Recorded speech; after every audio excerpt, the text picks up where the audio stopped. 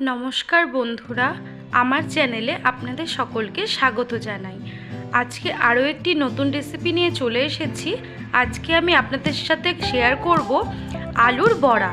আপনারা খুব কম সময়ে এবং খুব সুস্বাদু একটি বড়া তৈরি করে নিতে পারেন। তো ভিডিওটি স্কিপ না করে দেখতে থাকুন। আমি এখানে 3টে আলুকে খুব ভালো করে সেদ্ধ করে নিয়েছি এবং চোচাগুলোকেও ছিলে নিয়েছি। এবারে আমি এর মধ্যে দিয়ে দিলাম 4টে মতো শুকনো লঙ্কা ভাজা। এরপরে আমি দিয়ে দেব কিছুটা পরিমাণে আতপ চালের গুঁড়ো। এখানে আপনারা আতপ চাল ভিজিয়ে বেটেও দিতে পারেন, আমি এখানে গুঁড়োটাই দিয়েছি। এবারে আমি এর মধ্যে দিয়ে দিচ্ছি পরিমাণ মতো হলুদ। এবারে আমি দিয়ে দিচ্ছি সামান্য পরিমাণে নুন, মানে স্বাদ অনুযায়ী নুন। এবারে আমি দিয়ে দেব টেস্টের জন্য সামান্য পরিমাণে একটু চিনি, আর দিয়ে দেব কিছুটা পরিমাণে কালো জিরে।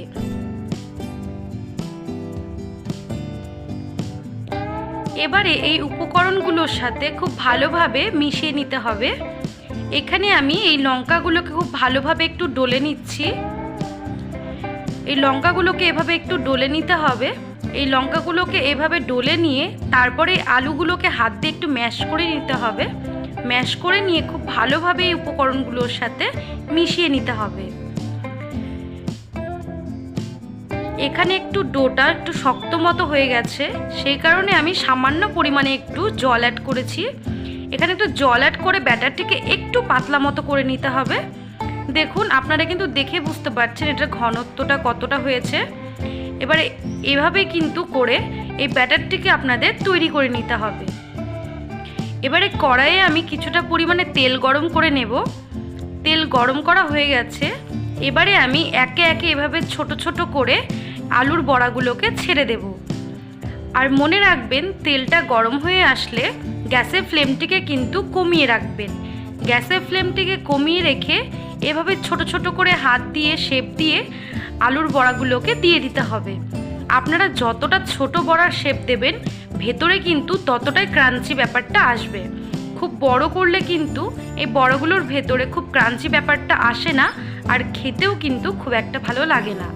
তো এই জিনিসটা মাথায় রেখে এভাবে করে ছোট ছোট করে আপনারা আলুর বড়াগুলো করে নেবেন। এবারে বড়াগুলোকে ছাড়া হয়ে গেলে গ্যাসের ফ্লেমটিকে একটু মিডিয়াম করে নেবেন। মিডিয়াম করে নিয়ে এইভাবে করে একটু উল্টে পাল্টে নেবেন। খুন্তি দিয়ে এভাবে একটু এপাশ ওপাশ করে লালচে লালচে করে ভেজে নেবেন। তাহলে কিন্তু আপনাদের সম্পূর্ণ বড়াগুলো পারফেক্টলি তৈরি হয়ে যাবে।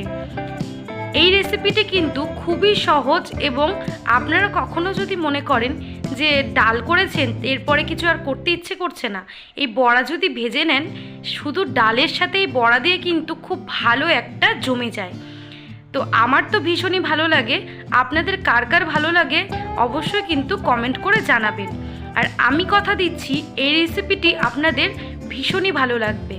বাড়িতে কিন্তু অবশ্যই এই রেসিপিটি একবার হলেও ট্রাই করবেন। তো দেখুন, বড়াগুলো কিন্তু লালচে লালচে হয়ে ভাজা হয়ে এসেছে।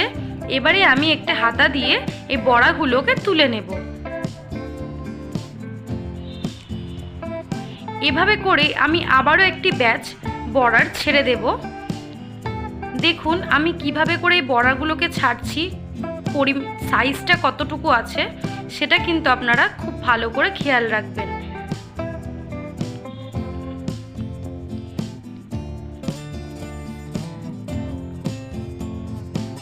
এভাবে করে কিন্তু আমি সবগুলো বড়াকে ভেজে নেব, তাহলেই কিন্তু হয়ে যাবে আমাদের আলুর বড়া।